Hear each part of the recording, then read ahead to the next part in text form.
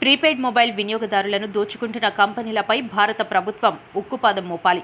జాతీయ వినియోగదారుల సమాఖ్య ఉపాధ్యక్షుడు డాక్టర్ చదలవాడ హరిబాబు ఈ రోజున కళాశాలలో ప్రపంచ వినియోగదారుల దినోత్సవ ముగింపు సభలో ముఖ్య అతిథిగా విచ్చేసి ప్రసంగిస్తూ అన్నారు. ఆన్లైన్ మోసాలు పెరిగిపోయాయని, ఎవరికి ఫిర్యాదు చేయాలో తెలియని అయోమయ స్థితిలో వినియోగదారులు ఉన్నారని, వారికి ఫిర్యాదు చేయవలసిన టోల్ ఫ్రీ నెంబర్ తెలియజేయవలసిన బాధ్యత యువత మీద ఉందన్నారు.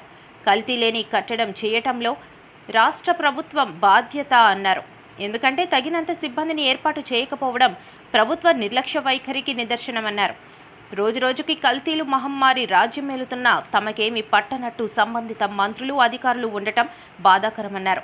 వ్యాపారస్తులు వాడకూడని రంగులతో తయారు చేసిన వస్తువులు విక్రయిస్తున్నారని, వినియోగదారులు రోగాన బారిన పడుతున్నారని అన్నారు.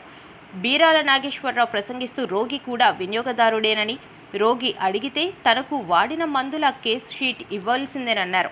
చాలాసార్లు ప్రభుత్వ అధికారుల దృష్టికి ప్రైవేట్ హాస్పిటల్స్ వారు రోగులకు అందిస్తున్న సేవలు ధరలను బహిరంగంగా ప్రదర్శించకపోవడం ప్రభుత్వ నిర్లక్ష్య వైఖరికి నిదర్శనమన్నారు. జిల్లా వినియోగదారుల ప్రొటెక్షన్ కౌన్సిల్ చెరుకూరి రాజశేఖర్, బేబీ సరోజిని, మునిపెల్ల కవిత ప్రసంగించారు.